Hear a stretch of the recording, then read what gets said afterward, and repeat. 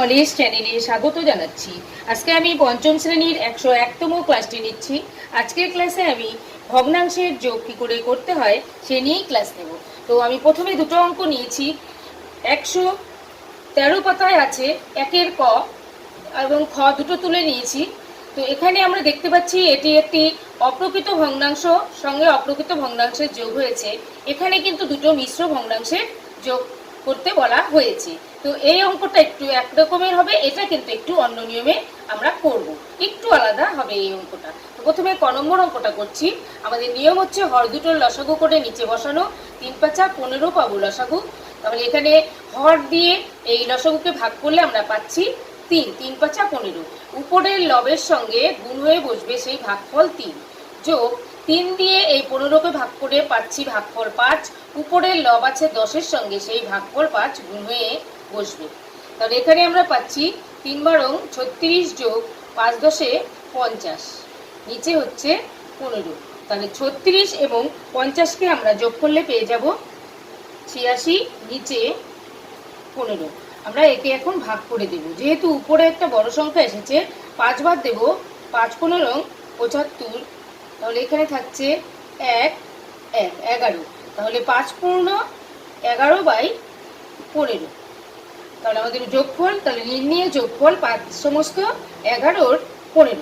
চলে যাচ্ছি খ নম্বর অঙ্কে, যেখানে দুটো মিশ্র ভগ্নাংশ রয়েছে। এক্ষেত্রে যে মিশ্র ভগ্নাংশে যে পূর্ণ সংখ্যা দুটো আছে, সেই পূর্ণ সংখ্যা দুটোকে আমরা প্রথমেই লিখে নেব, আলাদা করে লিখে নেব। তাহলে এখানে পূর্ণ সংখ্যা হচ্ছে 2, তার সঙ্গে এখানে পূর্ণ সংখ্যার যোগ হচ্ছে 4। এবার আমরা যে ভগ্নাংশ দুটো পড়ে আছে সেগুলোকে তুলে নেব। 4-এর 7 যোগ 3-এর 4, পূর্ণ সংখ্যাকে আলাদা করে নিয়ে এলাম। এবার পূর্ণ সংখ্যা দুটোকে আমরা যোগ করে দেব। 4 আর 2 6 যোগ এই দুটো ভগ্নাংশকে আমরা এখন ভগ্নাংশের যোগ যেভাবে আমরা এখানে করেছি সেম প্রসেসে এখানে আমরা করব। তাহলে এখানে 7 এবং 4-এর লসাগু আমরা পাবো 28। 7 4 7 28, ভাগফল হবে 4। তাহলে উপরের 4 লবের সঙ্গে ভাগফল 4 গুণ হয়ে বসবে, যোগ 4 7 28, ভাগফল 7। তাহলে উপরের 3-এর সঙ্গে ভাগফল 7 গুণ হবে। তাহলে এখানে 6 যোগ এখানে 4 4 16 যোগ 3 7 21, নিচে হচ্ছে 28। এখানে 6 যোগ উপরে এখানে আমরা যোগ করলে পাবো এখানে 7 আর 3 37, নিচে হচ্ছে 28। এবার আমরা লিখে দেব 6 পূর্ণ 37-এর 28।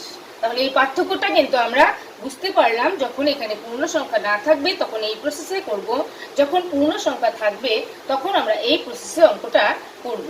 এবার আমি চলে যাচ্ছি গ নম্বর অঙ্কে।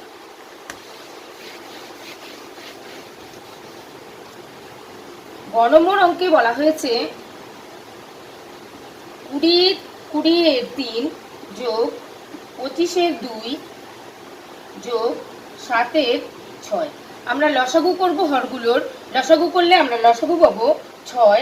তাহলে এখানে ভাগ করলে পাচ্ছি ভাগফল 2, এই উপরের 20-এর সঙ্গে গুণ হবে সেই 2, যোগ এখানে ভাগফল পাচ্ছি 3, 25-এর সঙ্গে গুণ হবে সেই 3, যোগ এখানে ভাগফল পাচ্ছি 1, 7-এর সঙ্গে 1 গুণ হবে। এবার গুণগুলো করে দিচ্ছি।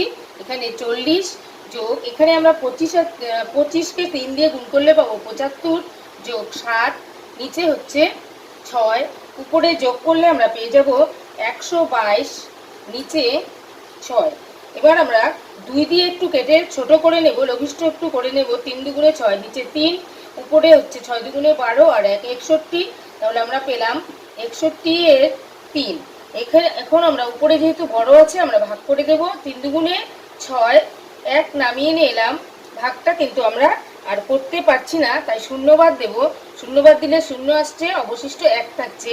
এই 1 হচ্ছে লবের ঘরে বসবে এবং যা দিয়ে ভাগ করেছি 3 সেটা হরের কাছে চলে আসবে, হরের ঘরে চলে আসবে। তাহলে আমাদের উত্তর হয়ে গেল নির্ণয় যোগফল 20 পূর্ণ 1-এর 3। এবার চলে যাচ্ছি ঘ নম্বর অঙ্কে। এই ঘ নম্বর অঙ্কে বলা হয়েছে 3টি ভগ্নাংশকে যোগ করতে 21-এর 7 যোগ 12-এর 5 যোগ 16-এর 15। তো আমরা 7, 5 এবং 15-এর লসাগু করব। এই লসাগু করলে আমরা এখানে পাবো 105।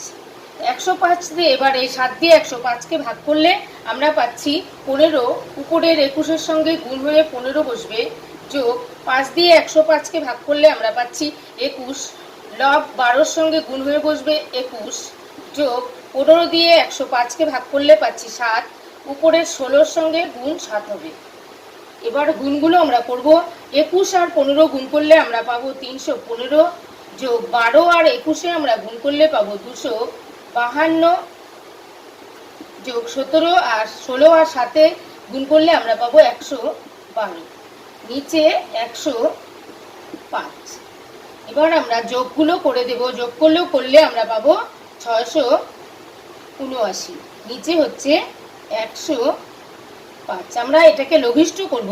আমরা যদি 7 দিয়ে কেটে দিই তাহলে একটা লঘিষ্ঠ আকার পাবো, সেটা এখানে 7 দিয়ে কাটলে এখানে পাবো 15, এখানে যদি আমরা 7 দিয়ে কাটি এখানে পাবো 97।